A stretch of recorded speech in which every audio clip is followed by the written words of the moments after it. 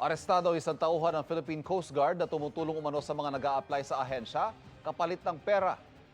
Paalala ng otoridad, wala pong bayad kapag nag-a-apply ng trabaho sa gobyerno.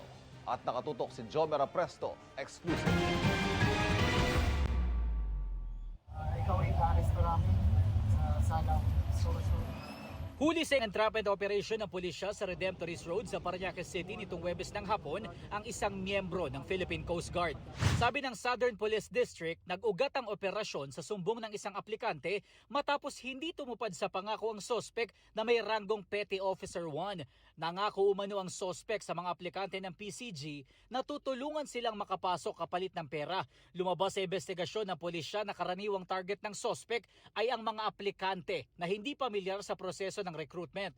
Karamihan po sa nilalapitan niya ay yung mga taga-probinsya and magpapanggap na po siya na tulungan itong makapasok kapalit ng malaking halaga na binigay niya sa ating mga biktima. Abot daw sa 300,000 pesos ang hinihingi ng sospek kada aplikante. Pumapayag din daw ito sa installment na naging susi naman para makapagkasal ang entrapment sa sospek. Inaalam na ng pulisya kung may mga kasabwat ang sospek. Wala pang pahayag ang sospek na nasa kustodiya na ng SPD. Maharap siya sa patong-patong na reklamo kabilang ang robbery extortion, estafa, Cybercrime Act at Anti-Graft and Corrupt Practices Act.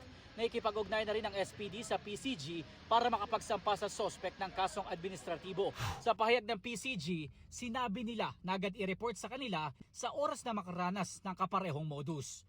Para sa GMA Integrated News, Jomer Apresto, nakatutok 24 oras.